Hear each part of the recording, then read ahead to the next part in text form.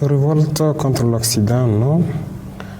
L'Occident, il ne faut pas mélanger les choses. J'aime dire de faire la distinction en tant que révolutionnaire entre les peuples et les politiques. Ils sont nombreux en Europe, en Occident, qui nous soutiennent dans notre combat. Nous voyons à travers les peuples. Et nous voyons même à travers vos plateaux télé et tout, beaucoup de gens qui interviennent, qui soutiennent notre combat de liberté. Et je pense que tout le monde y a intérêt. Mais maintenant, les politiques de certains pays peuvent être opposés à notre idéologie. Et la révolution, logiquement, va combattre cette idéologie. Parce que nous voulons nous affirmer. Et il y en a qui ne veulent pas qu'on s'affirme, qui veulent nous maintenir dans l'esclavage, dans l'aliénation. Non, la révolution combat cela. Donc voilà un peu notre ligne de conduite. Voilà. Oui, alors M. Bopo. La première question, comment définissez-vous la contribution spécifique du Togo à la consolidation de l'Alliance des États du Sahel? Considérez-vous le Togo comme un partenaire stratégique de cette nouvelle architecture, bien qu'il ne soit pas membre de l'AES? Le Togo est un pays, en tout cas je tenais à remercier beaucoup le peuple togolais et leurs autorités. Je peux dire que le Togo est un partenaire plus que stratégique. Moi je ne parle pas de partenaire stratégique, je parle de pays, de frères. Parce que lorsque des gens cherchent à vous étouffer, à vous tuer, et qu'un frère peut vous aider, je pense que la fraternité ne dépasse pas cela. Et pendant des moments difficiles, le Togo a toujours pris sa position. Et jusqu'à aujourd'hui, le Togo a sa position, sa ligne de conduite qui soutient l'AES. Et donc c'est un pays frère, c'est plus qu'un partenaire. Voilà ce que je peux dire. Et le Togo a posé beaucoup d'actes, que ce soit sur le volet économique à travers donc la route maritime, certes, mais même dans le volet de la défense. Le Burkina Faso, par exemple, et le Togo, nous avons une coopération très étroite dans la lutte contre le terrorisme et tout. Et ça, il faut s'en féliciter. Nous sommes au-delà de ce que les gens peuvent imaginer, je le disais souvent. Aujourd'hui, les deux armées, les réponses les unes envers les autres et les planifications ne sont plus au niveau étatique. Ce n'est pas comme avant quand un avion au Burkina doit intervenir ou bien un avion togolais doit intervenir. Il faut qu'on appelle jusqu'à la présidence, avoir les autorisations de traverser les frontières. Non, c'est au niveau local. Ce n'est même pas l'état-major, c'est carrément au niveau local. Donc les forces cohabitent et tout. Donc vous voyez que c'est un partenariat exceptionnel. C'est de la fraternité, c'est tout ce qu'on demande.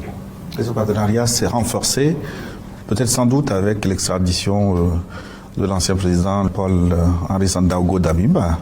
Oui, renforcer, c'est trop dit. C'était déjà fort. Ce n'est qu'une suite logique. Le Togo ne peut pas être en fraternité avec nous et laisser sur son sol quelqu'un qui cherche à détruire ses frères.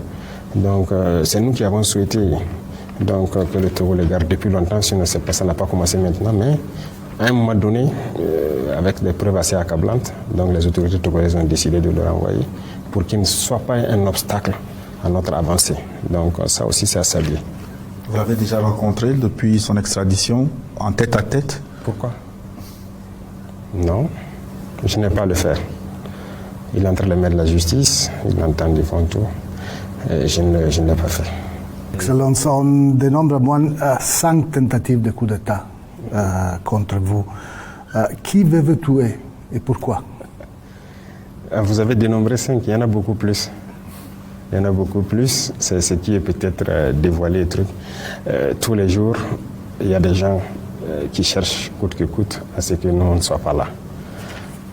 Ceux-là qui veulent nous voir disparaître, ce sont ceux-là que nous appelons les esclaves de salon. Ce sont ceux-là qui vendent l'Afrique, qui ne veulent pas que l'Afrique soit libre. Ce sont très souvent des Africains qui sont aliénés et qui sont exploités. Nous sommes de ces dirigeants qui veulent créer les conditions pour que nos jeunes travaillent ici, au lieu d'aller se rester dans les rues des autres à mendier. Et très souvent, il y en a qui arrivent à des comportements, pas en tout cas sains, dans vos sociétés là-bas. Nous ne voulons pas voir ça. L'Africain n'est pas un sous-homme.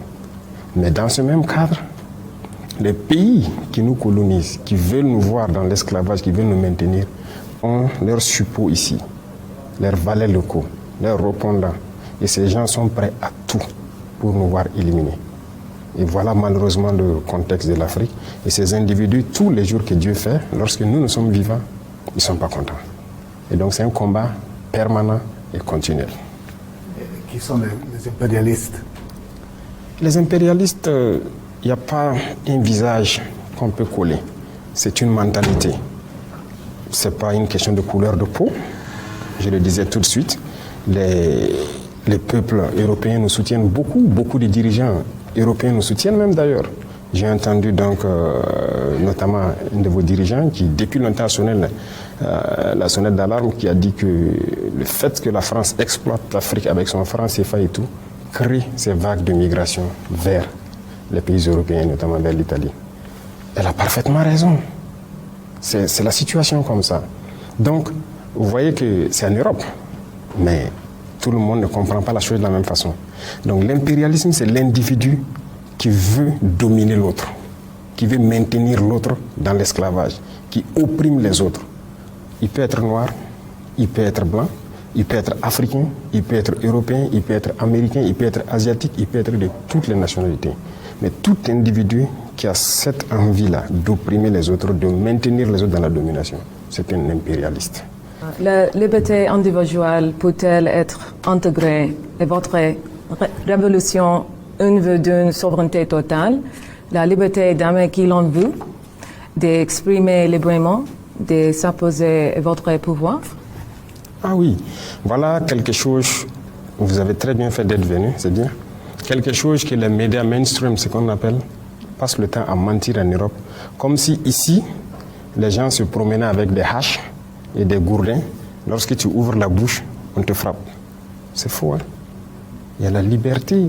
Chacun est libre de dire ce qu'il veut, de donner son opinion et tout. Même sur nos chaînes de télé, vous voyez des gens qui donnent leur opinion.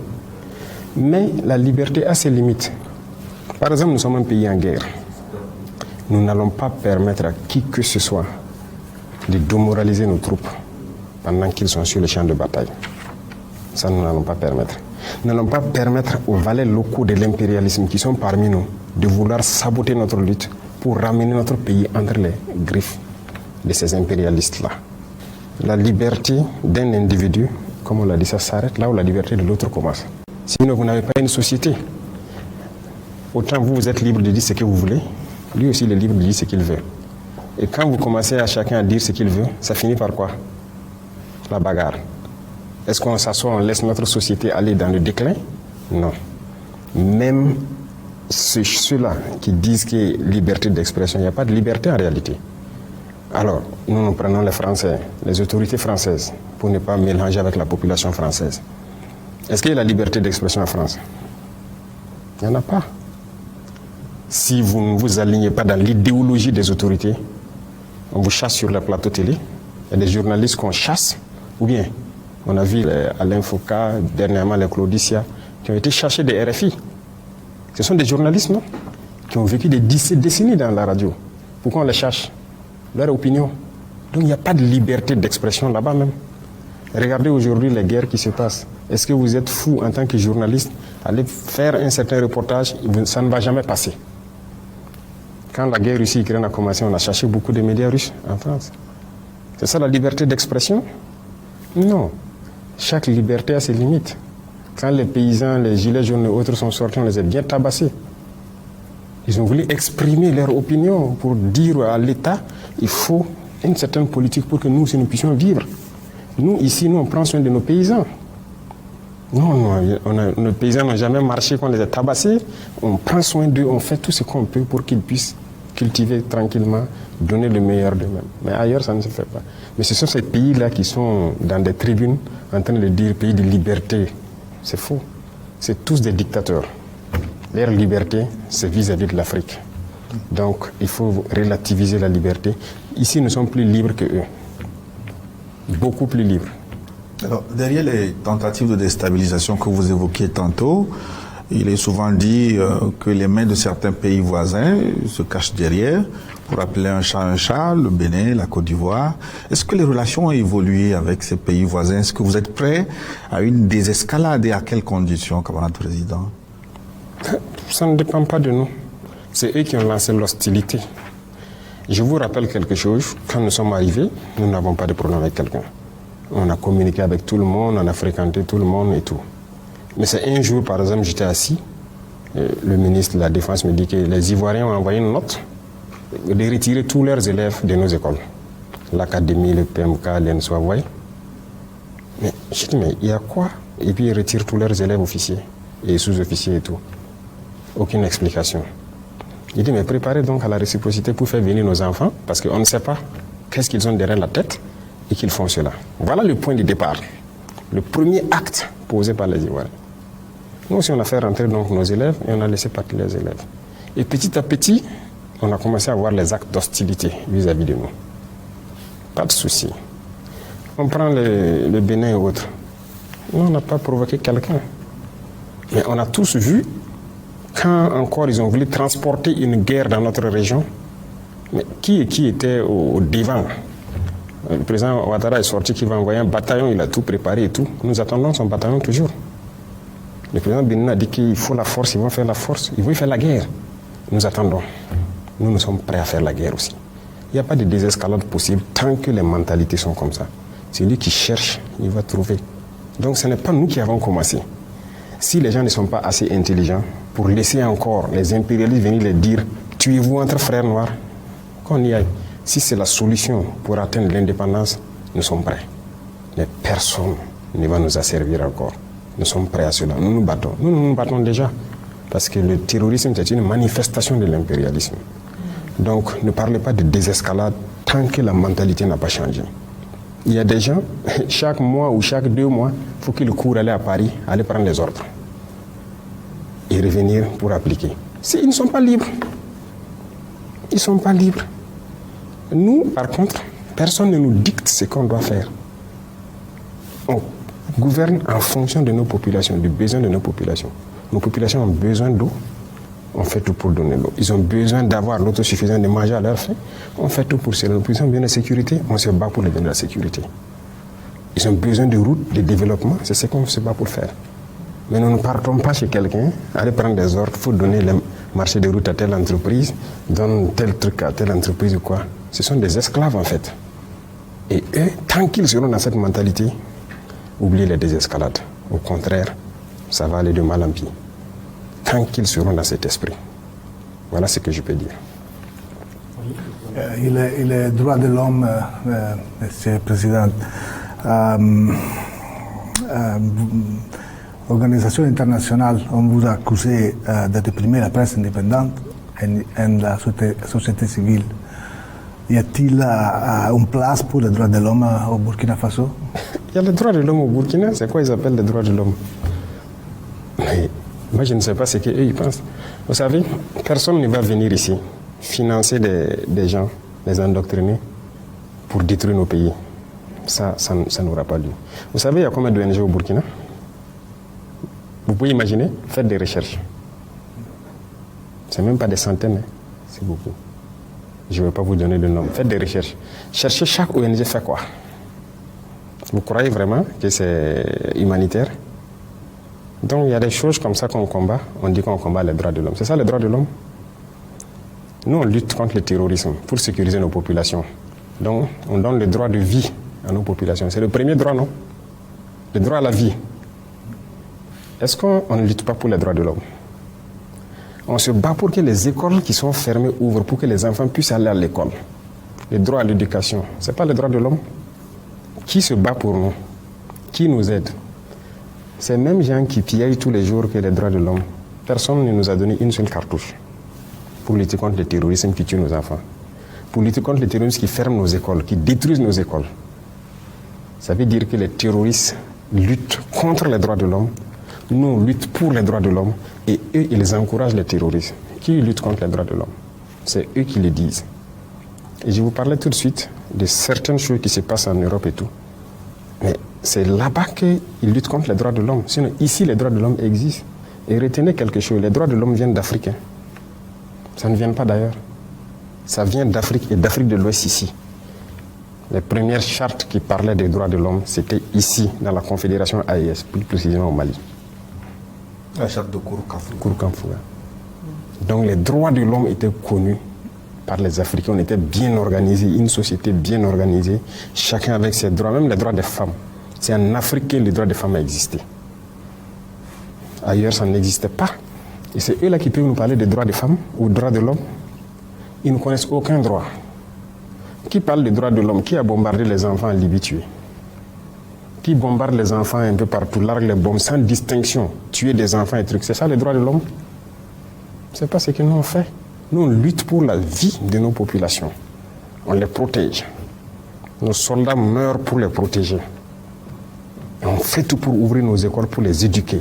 On fait tout pour subventionner nos paysans, faire l'agriculture pour qu'ils mangent à leur faim.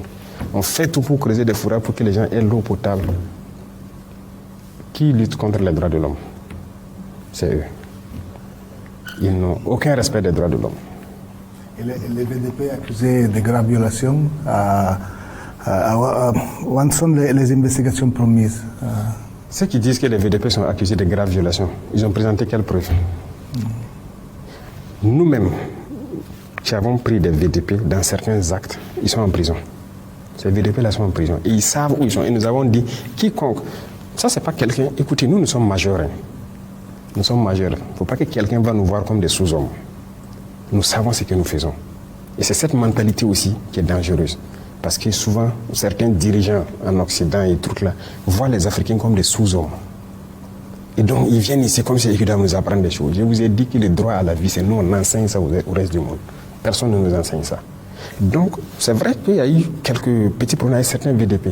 Il y en a qui ont fait des bavures et autres. Ils sont en prison. C'est sans état d'âme avec ça. Maintenant, tout ce qu'ils disent là, ils ont eu quelle preuve? Rien. C'est nous, quand les gens nous accusent, on fait les investigations. Et très souvent, on part trouver que c'est ce qu'on appelle la perfidie. Les terroristes, ils viennent, ils font des massacres dans des endroits, avec souvent nos tenues. Même souvent, on dit que c'est l'armée. Et puis ils partent. Ils sont venus dans les tenues de l'armée. Oui, mais ce n'est pas nous. Ils mettent nos drapeaux, tous nos insignes, et puis ils viennent faire. Et les terroristes publient des vidéos de ça. Mais pourquoi ils ne nous voient pas? Les terroristes publient sur les réseaux sociaux des vidéos où ils sont dans nos tenues, dans nos accoutrements et tout. Ils partent faire des actions. Et puis après, ils filent une donnée à ces gens, à ces individus-là pour dire que ce sont des forces armées. Ils sont bien au courant parce que c'est eux-mêmes qui partent là-bas. Comment ils ont fait pour avoir le canal avec les terroristes pour avoir des images? Comment ils font? Et il y a des gens même qui ont le culot de nous dire qu'ils ont filmé. Je me rappelle une fois, une ONG qui, par image satellite, ils ont vu des Maliens en train de commettre les forces maliennes en train de commettre des exactions. Ils n'ont même pas honte. Et ils n'ont pas l'intelligence de savoir que ce qu'ils disent n'est pas bien. Pourquoi je dis n'ont pas l'intelligence? C'est parce qu'ils voient le noir toujours comme un sous-homme. Sinon, si vous avez la capacité d'avoir des satellites pour voir des forces en train de commettre des exactions, mais vous n'avez pas de capacité d'avoir des satellites pour voir les terroristes. Vous nous insultez alors. Ici, tout notre combat, c'est pour la survie de nos populations et leur sécurité. Et on vit bien. On vit bien, on est en bonne harmonie. Sinon, bon, on ne pourrait pas aller où on veut. Et voilà, on ne pourrait pas agir. Et vous pouvez vous balader au Burkina. Hein. Vous pouvez aller partout où vous voulez. Vous allez voir ce qui change au Burkina, qu'est-ce que les populations apprécient de notre révolution et tout. Et ça vous fera beaucoup de bien. À l'issue d'une réunion tripartite tenue récemment à Cotonou entre les chefs d'état-major des armées de Côte d'Ivoire, de France et du Bénin, un des officiers, en l'occurrence le chef d'état-major de France, a déclaré que depuis votre prise de pouvoir, la situation sécuritaire s'est fortement dégradée, on dirait même catastrophique. Que répondez-vous à cet officier, Monsieur le Président? Il est français, non? Qu'il s'occupe de ses oignons. Nous sommes burkinabés, ça ne le regarde pas. Il faut qu'il comprenne ça. Tout ce que moi j'ai dit, quand quelqu'un parle de nos pays, c'est une insulte pour nous. Ça veut dire qu'il nous voit en sous-homme. En quoi ça le regarde? La situation s'est détériorée, c'est entre nous burkinabés. Ça le regarde? En rien. Qu'il s'occupe de ses oignons. Et il reste chez lui. Il a quoi à mettre sa bouche dans les affaires du Burkina? Ou bien il a la puissance de colonisation toujours. Qu'il le dise haut et fort, que c'est lui le maître colon et que nous sommes des esclaves. Voilà pourquoi il met sa bouche dedans. Sinon, pourquoi il parle du Burkina? En quoi ça le regarde? Ils étaient ici. Moi, je les ai cherchés, ils ont quitté ici en 2023. Ils étaient là. Quand ils quittaient ici, là, Bobo Ouaga était coupé. On ne pouvait plus s'élever à Ouagadougou, les deux capitales, aller là-bas. Les terroristes étaient là. Koumbia, Korokwa, tout était attaqué. Koudougou, les gens sont rentrés jusqu'à côté de Koudougou, 100 km. tout était encerclé. La RN16 qui relie des zones de Togo, qui pouvait prendre la route? Mais ils étaient là, non? Avec tous les hélicoptères, les chars et tout ce qu'il faut, la technologie, les drones, les satellites. C'est des incapables alors. Aujourd'hui, nous on circule tranquillement, librement. Et la dernière fois, il y a des ambassadeurs de l'Union européenne et certains pays européens qui ont dit est-ce qu'ils peuvent tourner? J'étais surpris de les voir à la télé. Ils partent un peu partout, ils vont à Douri, ils se baladent dans le pays. Moi, je pars où je veux. Pas par les airs, mais par la route. À travers mon pays.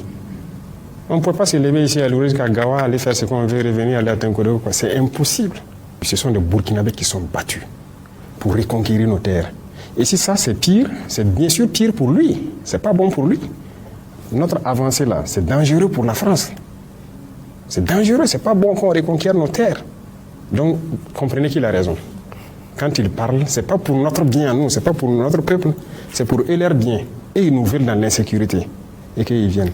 Mais ils ont été incapables de ramener la sécurité. Et on va le dire même demain haut et fort.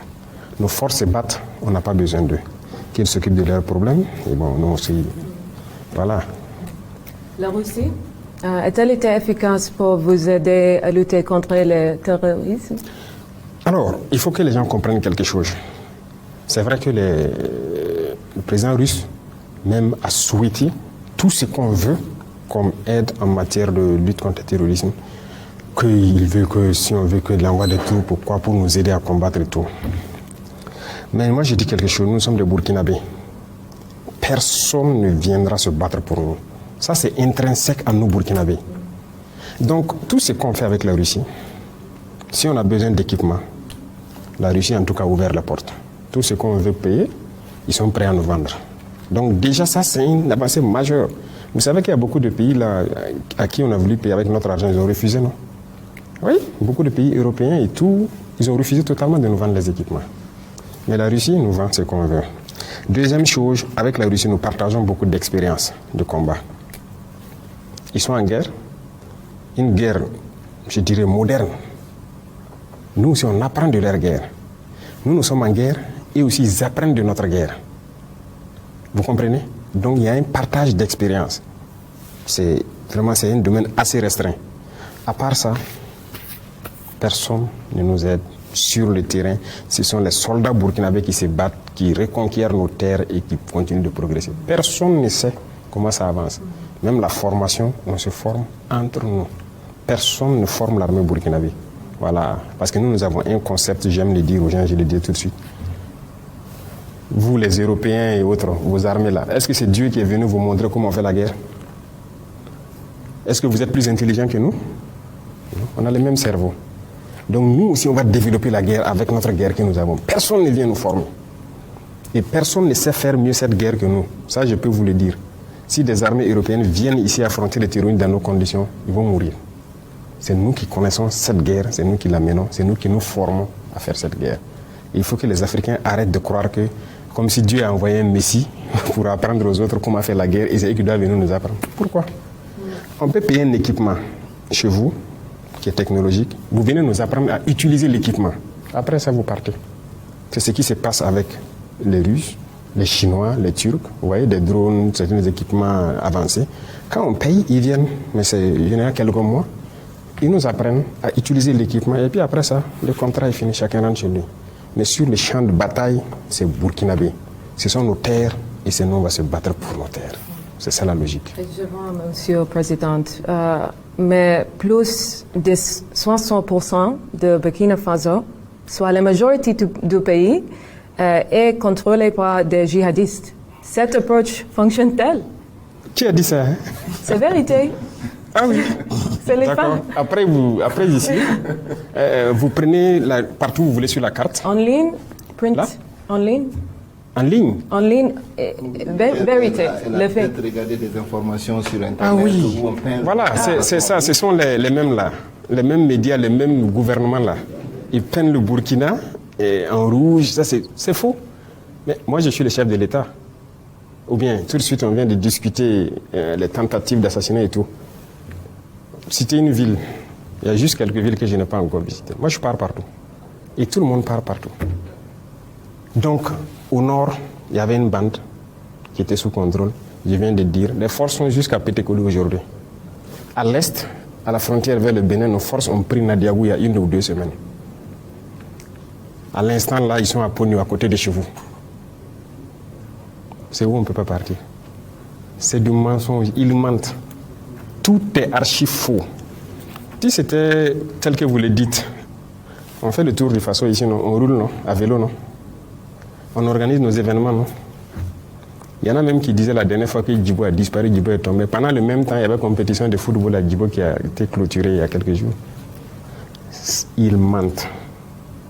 L'art de mentir, c'est dans les médias occidentaux. Beaucoup de ces médias mainstream, comme j'aime dire, ils ne font que mentir pour vous vendre de fausses informations et croire que tout va mal. Au contraire, beaucoup de choses vont bien ici. Notre économie se porte très bien, on se porte mieux dans notre combat et on avance.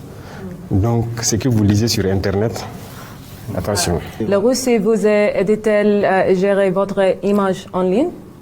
Pourquoi? Moi, je n'ai pas besoin de ça. Les Africains le font déjà. Beaucoup de vos populations en Europe le font déjà. En Amérique, un peu partout. Vous pensez que tous ces gens-là, c'est nous, on peut les aider, les payer ou quelque chose? Non. Je pense que les gens ont vu notre combat. Ils ont compris notre combat. Et vous voyez, c'est cette habitude que les gens ont là. On paye les gens pour gérer quoi? Pourquoi? Aider à organiser son image en ligne, quoi. Non, non, non. On a dépassé ça. Des médias nous ont approchés pour faire ça. Je vous ai dit ça. On a dit on ne paye pas. On ne fait pas. Allez-y gâter notre image. Ils le font, non? Jeune Afrique, RFI, quoi. On ne va jamais payer pour ça. Avant, ça se faisait. Et là où même on faisait payer, j'ai fait fermer tout. On ne paye plus rien. Parce que vous avez une société d'État, ils les font prendre des actions dans leurs médias. Action dans un média, ce n'est pas un retour. Vous investissez. J'ai fait arrêter tout. C'est lui qui vient n'a qu'à salir notre image. Nous, nos populations savent ce qu'on fait. Les Africains savent ce qu'on fait. Les populations qui veulent d'un monde juste, à travers partout dans le monde, savent ce qu'on fait. Donc, à l'initiative, les gens parlent de ce qu'on fait de bien. Parce que ce qu'on fait aussi est juste. Notre combat est juste. Donc, on ne paye pas quelqu'un pour laver les images ou quoi. Non, épargner les Russes de ces choses-là. Hein? Toutes choses, c'est les Russes. Vous croyez que l'Africain n'est pas capable de faire quelque chose? C'est la Russie qui doit chaque fois tenir la main des gens. Pardonnez, laissez-les tranquilles. Les Russes sont dans leur combat là-bas. On a de très bonnes coopérations, mais ne croyez pas qu'ils sont dans un esprit d'esclavagiste, comme ce que les gens pensent. Non, les Russes ne sont pas comme ça. Ils ne s'ingèrent pas dans les affaires des gens. Et c'est ce que j'apprécie chez eux. D'accord, oui, Justement, concernant ces nouveaux partenariats stratégiques, notamment avec la Russie, on peut dire qu'il ne fait pas beau temps pour les alliés de la Russie, notamment au Venezuela, en Iran. Alors, sur cette base, est-ce que vous voyez l'hiver noir venir jusqu'à Ouagadougou?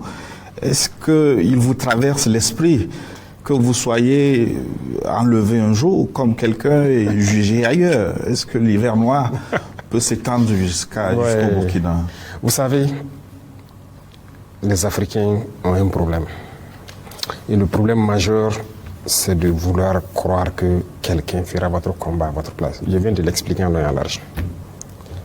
Nous, comme ça, dès le début, je vous ai dit, on a eu toutes les propositions, pas de la Russie seulement. Hein.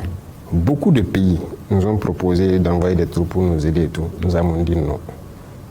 Non et non. Parce que j'ai conçu une mentalité chez les chefs militaires et tout. Notre combat, c'est nous d'abord. Notre sécurité, c'est nous d'abord. Personne ne viendra le faire à votre place. Si quelqu'un vient le faire, ce ne sont plus vos terres de un. Si quelqu'un doit assurer votre sécurité pour vous, ce n'est pas votre sécurité. On vous tient. Et si vous devez apprendre à faire la sécurité autour de vous par quelqu'un, ça veut dire qu'il connaît vos procédures. Il connaît tout. Vous comprenez? Et si vous faites une alliance, croire qu'en cas de cas, c'est l'allié qui doit venir se battre, vous avez tout faux.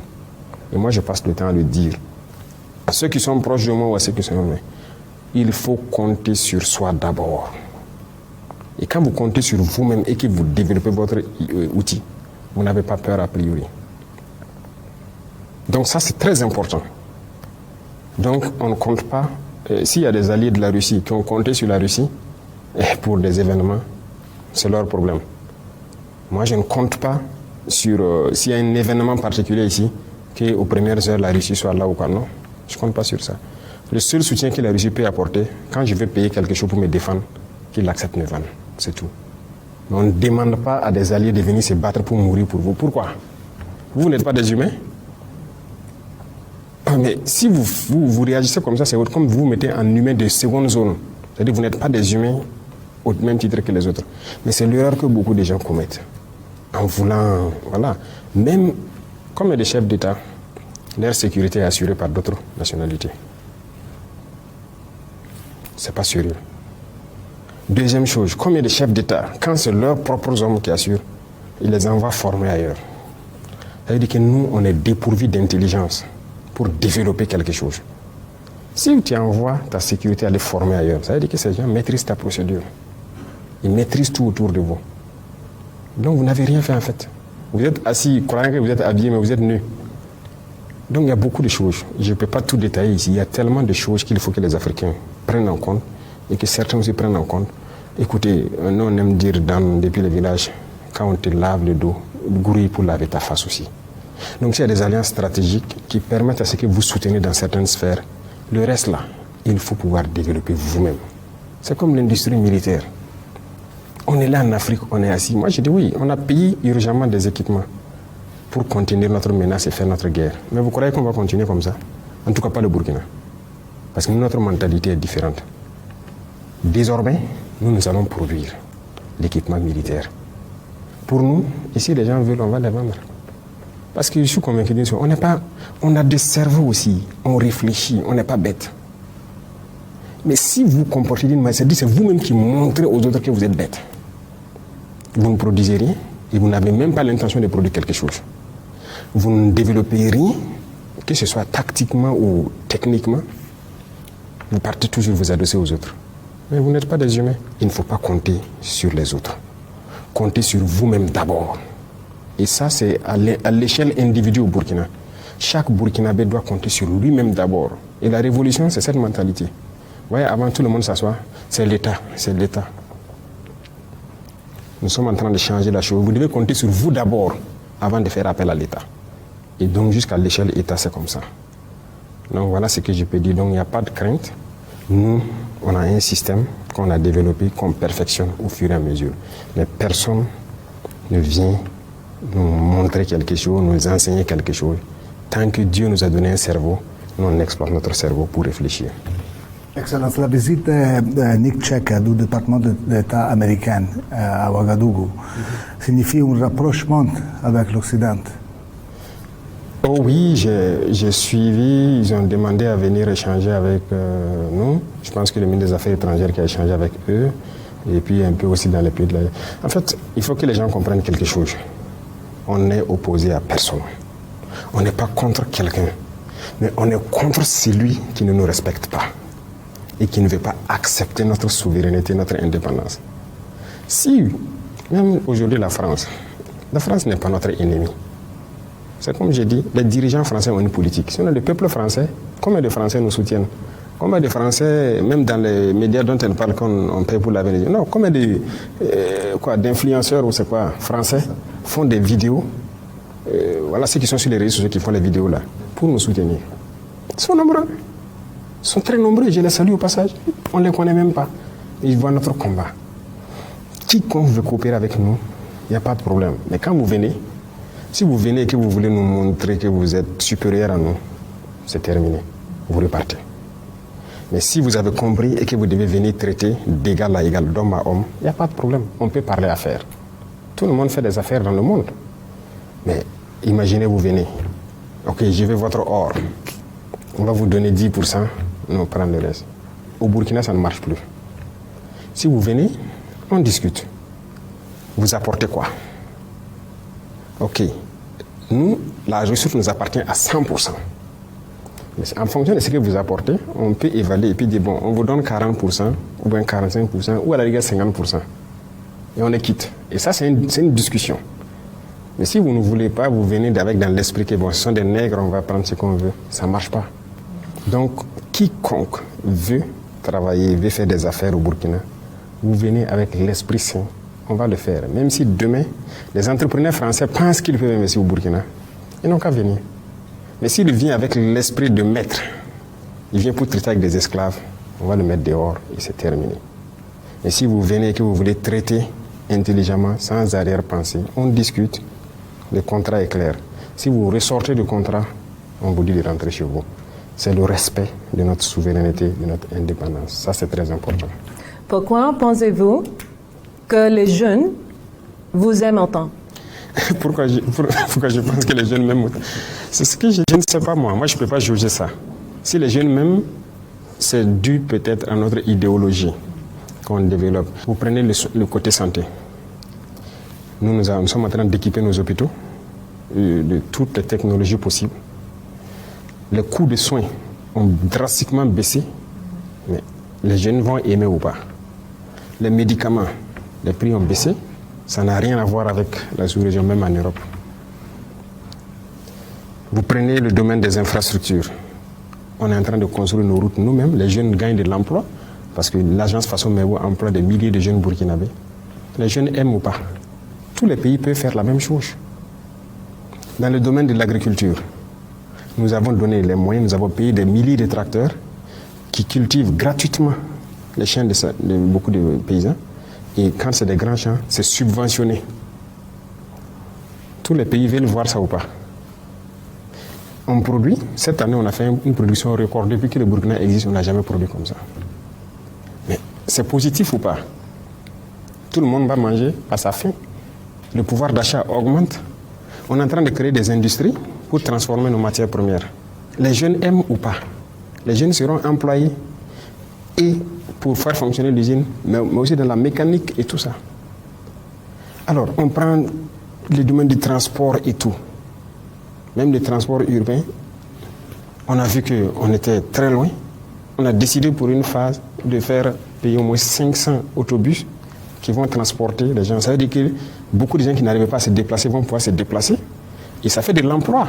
Pour 500 autobus, rien que les machinistes, vous avez 1000 personnes qui sont employées. C'est bien ou c'est pas bien? Donc, dans tous les domaines, nous sommes en train d'évoluer. C'est ce que les jeunes voient de positif qu'ils apprécient. Et moi, j'apprécie cela. Ce n'est pas moi, ma personne qui les aime, c'est l'idéologie qu'ils aiment. Et c'est cette idéologie peut-être qu'ils veulent que ça soit dupliqué un peu partout pour les permettre de vivre dignement. Voilà. Quand on prend l'éducation, nous sommes en train de construire des amphis pour nos universités. Regardez comment nos étudiants, le retard que nous... C'est terrible. Si vous voyez comment les étudiants étaient, on a créé des centres universitaires partout, mais aucun amphi. Ils se baladent comme ça dans les villes. Mais aujourd'hui, nous sommes en train de construire des amphithéâtres un peu partout pour les donner un peu de dignité. Bientôt, ce sont les cités universitaires parce qu'ils ne savent même pas où se loger. Il y en a qui dorment à terre dans les universités. Il faut qu'on les aide à se loger. Les restaurants universitaires, il faut qu'on les aide à pouvoir manger. C'est bien ou c'est pas bien? Pour les écoles, les enfants et tout. Les enfants, souvent, ils n'ont même pas d'école. Aujourd'hui, nous avons pris des modèles et nous sommes en train de construire des bâtiments à niveau, bien faits, avec des classes de taille bien réduites. Sinon, vous partez dans des salles, 100 et quelques, 200 et quelques. Est-ce qu'ils peuvent enseigner? Ils peuvent vraiment travailler. L'enseignant même souffre dedans. On est en train de tout réadapter pour ramener les effectifs, faire des classes aux normes et tout, donner tous les outils nécessaires. C'est bien ou c'est pas bien? Voilà ce que nous faisons. C'est le bien-être de notre population. Et partout au Burkina, les centres de santé, nous avons mis un projet en place. On a déjà construit près d'une quarantaine. Et chaque année, ça va continuer. Et dans ces centres de santé, il y aura des médecins qui seront affectés. Pour que, il ne faut pas que quelqu'un ait une appendicite ou il a une fracture ou quelque chose, on ne peut pas l'opérer là-bas. Il faut l'envoyer en ville pour opérer. Moi, je me balade dans mon pays, je vois. J'ai été dans des villages, dans des chefs-lieux de province, à des centaines de kilomètres de Ouagadougou, où quand une femme est enceinte, ça fait 9 mois. Chaque fois qu'elle doit faire un examen échographie, on doit l'amener à Ouagadougou. Moi, je suis contre ça. Donc, je mets en place des échographes là-bas. On améliore le plateau. C'est bien ou c'est pas bien? On a recruté les médecins. C'est la première fois, mais d'ailleurs, c'est en Afrique, ça fait 1000 fois 5. On a fait un programme de 1000 fois 5 des spécialistes pour les affecter partout, pour que les soins soient rapprochés des populations. C'est bien ou c'est pas bien? Est-ce que vos médias en parlent de ça? Tout ce que je cite, il y en a tellement. Maintenant, ils ne parlent pas de ça. Ils prennent notre carte en rouge. Notre pays est disparu. Rien ne va ici. Tout. Vous comprenez maintenant pourquoi je dis que, en fait, il y a la liberté ici, il y a tout ici. Mais ils ne veulent pas ça. Comme ça, on s'épanouit. Ce n'est pas bien, ils ne veulent pas ça. Donc, il faut salir notre image. Sinon, vous pouvez vous balader. Tout ce que je dis, c'est vérifiable. Voilà. Et ça, c'est ce que la jeunesse veut voir. Et c'est ce qu'on est en train de faire. Camarade président, certainement que si vous êtes adulé par les jeunes, ce que vous incarnez pour une grande partie de cette jeunesse africaine, un espoir de dignité, de réveil. Alors, l'espoir peut aussi engendrer une impatience immense.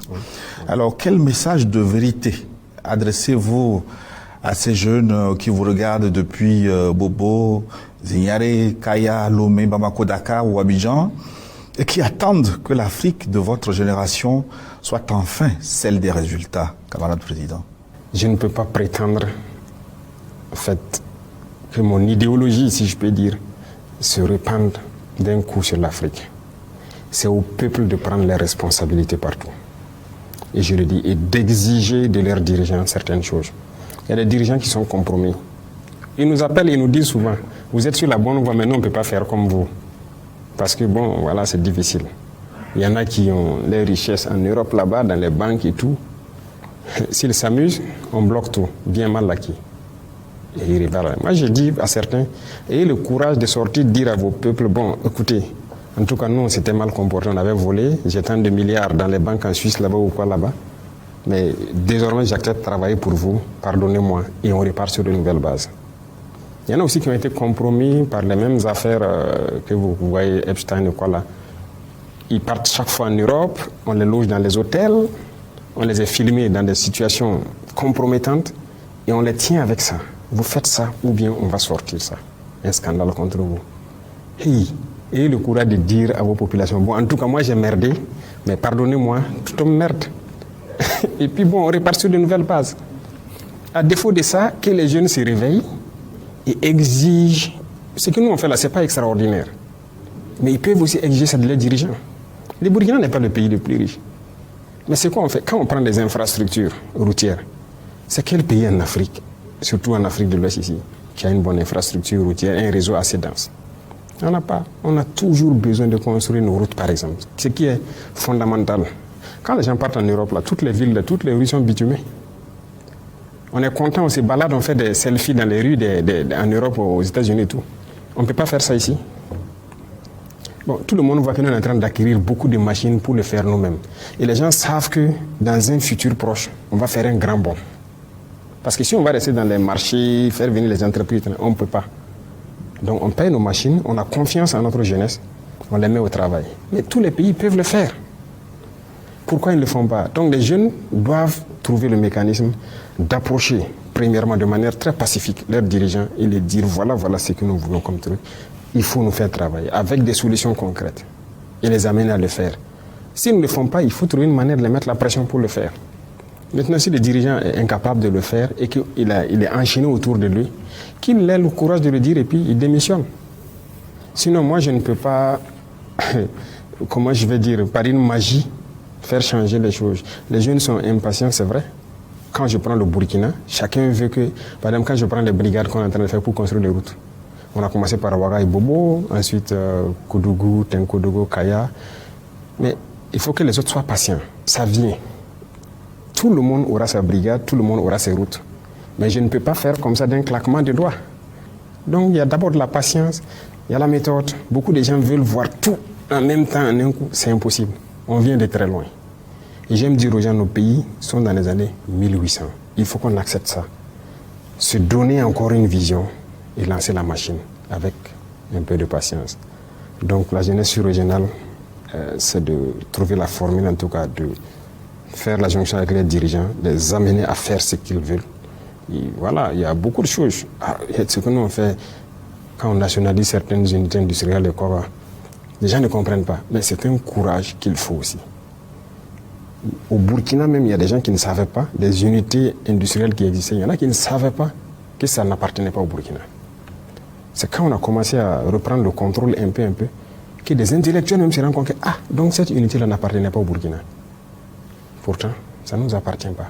Et c'est à la jeunesse de revendiquer que l'État reprenne ses responsabilités. Nous, on cultive le coton. C'est les autres qui fixent le prix du coton. Parce que même nos sociétés qui gèrent le coton et tout, ne nous appartenaient pas. Et aujourd'hui, on est en train de construire de grandes unités industrielles pour que si on prend le coton brut comme ça, jusqu'à la finition, c'est nous. Tout le monde peut le faire. Donc personne ne viendra nous fixer le prix du coton parce qu'on transforme. Au lieu de vendre le coton, nous on va vendre le fil, si vous voulez. Sinon on vend les tissus, si vous voulez. Le coton rentre dans les soins un peu partout, les compresses. On paye tout de l'extérieur, mais c'est notre coton. L'Afrique peut le faire. Il y en a qui sont premiers producteurs de cacao, mais ce n'est pas eux qui fixent le prix du cacao. L'Afrique doit se réveiller. Et l'Afrique doit chercher la connaissance et se réveiller.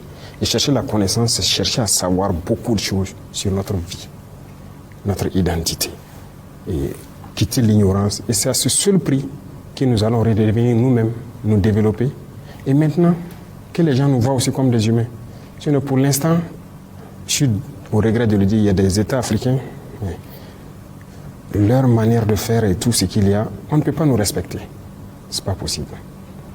Donc voilà un peu ce que je peux dire à cette jeunesse, que ce soit burkinabé ou africaine. Il faut qu'on se réveille. C'est possible. C'est possible. Croyons en nous. C'est possible. Tout le monde a un cerveau. Tout le monde peut faire au-delà de ce que vous faites. Vous êtes journaliste. Si vous puisez bien dans votre tête, vous pouvez être un ingénieur mécanicien peut-être. Vous pouvez être un ingénieur électricien. Moi, je suis convaincu d'une chose. Dieu a donné la capacité à tout le monde. Et il ne peut pas être figé sur une seule chose. On peut faire beaucoup de choses. Et c'est ce que j'essaie de booster au sein de la jeunesse. Je rencontre beaucoup de jeunes. Et je les encourage à développer beaucoup de choses. C'est possible. On nous a endormis. Regardez les réseaux sociaux. C'est ça qu'on nous a servi. On dort. Réveillons-nous. Oui, Monsieur le Président, l'Afrique doit se réveiller, vous venez de le dire. Le Burkina Faso est peut-être sur le chemin, justement, 1 an après la proclamation de la révolution progressiste populaire. Quelle adresse vous avez donc à l'endroit de cette jeunesse dont on vient de parler et du peuple burkinabé dans son entièreté? Alors, je reviens sur certains mots encore. Il faut que les Africains arrêtent de se leurrer. La démocratie telle qu'on nous l'a dit ne développe pas. C'est faux. Tous les peuples sont passés par une révolution avant d'arriver à la démocratie.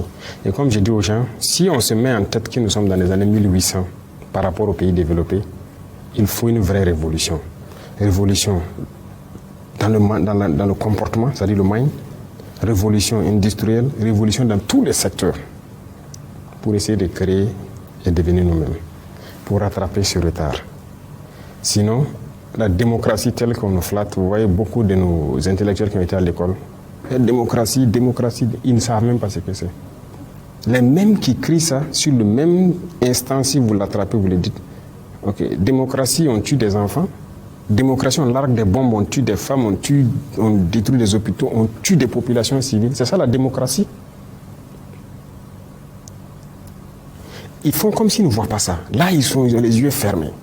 Il faut que les jeunes Africains comprennent que c'est faux. Cette notion de démocratie, elle est fausse. C'est juste un bâton que les gens tiennent et ils le sortent contre les Africains et certains peuples. C'est tout. Donc, il faut oublier la notion de démocratie. Il faut prendre l'esprit révolutionnaire. Révolutionner nos vies. Et l'esprit révolutionnaire, ça demande beaucoup de sacrifices. Parce que, comme je l'ai dit, les mentalités ont été détruites. Regardez, dans certains pays en Afrique, les jeunes ne peuvent même pas s'asseoir, parler du sérieux de l'avenir de leur pays. Tout ce qu'on sait faire, ouais, les histoires de buzz sur les réseaux sociaux, c'est ce qui intéresse. Les futilités. Il faut qu'on quitte cela. Je dis souvent, quand je sors, il faut que les jeunes reviennent à la science. On ne peut pas continuer d'avoir une jeunesse, c'est faire de la comédie, faire des futilités sur les réseaux sociaux et danser au hasard, je ne sais pas quoi. Ça ne va nous mener nulle part. Et quand vous regardez les soi-disant influenceurs ou quoi, ceux qui font les vidéos, qui font ces conneries-là, c'est-à-dire il est là, ou bien une fille, elle est là, elle danse seulement, c'est là-bas qu'on suit. C'est des millions de vues. Mais un jeune qui est assis, qui est en train de montrer comment un engrenage peut être fabriqué ou quoi, la mécanique ou bien comment un truc de médecine, un outil, il n'est pas écouté. Là-bas, vous n'allez rien trouver. On ne regarde même pas ces pages-là. Ou bien un jeune qui conscientise, qui fait des vidéos pour éveiller les consciences, très peu suivi. Mais l'Afrique ne peut pas s'en sortir comme ça. Je suis désolé. Si on continue comme ça, on restera esclave pour toujours. Ce sont des vérités. D'autres vont dire même qu'un chef d'État ne doit pas dire ça, c'est cru, ces trucs. Ces mêmes intellectuels-là, demandez-les. Ils sont allés faire l'école des chefs d'État là où? Pour dire ce que le chef d'État doit faire, ou ce que l'État doit faire, ce que l'État ne doit pas faire. Croyons en nous. Et il faut aussi qu'à une certaine sphère, on donne l'occasion aux jeunes de s'exprimer. Quand il dit l'occasion de s'exprimer, c'est quoi? On a une très mauvaise habitude en Afrique. Quand vous voulez donner un travail à un jeune, l'expérience. Il n'a pas l'expérience. Il n'a pas l'expérience. On n'a pas confiance aux jeunes. Mais il va avoir l'expérience où? En Europe, il y a des jeunes de 19 ans, des jeunes qui créent des choses et qu'on leur donne l'occasion de faire. Mais ici, l'expérience. La dernière fois, j'ai taquiné, je disais à un ministre, parce que dans nos procédures de marché ici, j'ai fait supprimer le marché similaire, c'est-à-dire c'est l'expérience du marché. Et si vous ne donnez pas l'occasion de faire le premier marché, comment est-ce qu'il va faire? Moi, j'ai fait supprimer ça, j'ai fait supprimer beaucoup de conditions. Il y a un ministre qui disait qu'il faut être prudent, c'est quoi. Il dit c'est à nous de mettre tout en œuvre pour que le jeune soit droit et faire ce qu'il doit faire. Mais si vous dites l'expérience, est-ce que vous avez l'expérience de ministre avant que je vous nomme ministre? Et les gens ont ri. Mais arrêtons avec ça. Ayons confiance aussi aux jeunes, donnons-leur c'est-à-dire la chance de s'exprimer. Et ça, c'est important. Si on se réveille et qu'on a confiance en nous et qu'on nous donne l'espace, moi, je pense que l'Afrique peut s'en sortir. Le cas échéant, il ne faut pas se flatter. Tout ce qu'on fera, en fait, on va créer nos petits Eldorado. C'est-à-dire que quelques pays vont se développer, mais la grosse masse n'ira nulle part. On continuera d'aller mourir dans l'océan. Et voilà. Parce que le Burkina seul, si je prends le cas du Burkina, si nous seuls, on se met à se développer, pourquoi on prêche pour tout le monde? Nous, on ne peut pas accueillir toute la masse africaine qui veut travailler. C'est impossible. Mais si on ne le fait pas ensemble, on fait comment? Donc tout le monde a intérêt à se réveiller. Et moi, je pense qu'un avenir meilleur est possible. L'Afrique a toutes les potentialités. Tout. Il n'y a aucune explication qu'il y ait du pétrole en pagaille au Niger, au Mali ou quoi, et que nous ne se développe pas dans peu de temps, comme ces pays du Golfe qui ont des pays pétrole de quoi aussi. Il n'y a aucune explication. Il n'y a pas d'explication qu'on ait l'or ici et certains produits qu'on ne peut pas se développer, comme certains pays aussi en Europe qui ont rien que ces ressources-là. Il n'y a aucune explication. C'est la gouvernance. Et la jeunesse a son mot à dire, sans manipulation, avec respect et trucs, il doit pouvoir le faire. Le cas échéant, il faut une révolution. C'est clair et net. Merci, Monsieur le Président. Donc, nous sommes au terme de cet entretien. La première à avoir réuni ici au Palais de Koulouba des médias burkinabés, africains et occidentaux. Donc, au Palais de Koulouba, comme je le disais. Merci encore pour cette ouverture à la presse et pour toutes les réponses apportées aux préoccupations de mes confrères. Chers confrères, merci à vous également pour l'intérêt. Voilà, chers téléspectateurs, merci à vous d'avoir suivi de bout en bout cet entretien avec le chef de l'État, le capitaine Ibrahim Traoré. Restez en compagnie des programmes de la télévision du Burkina.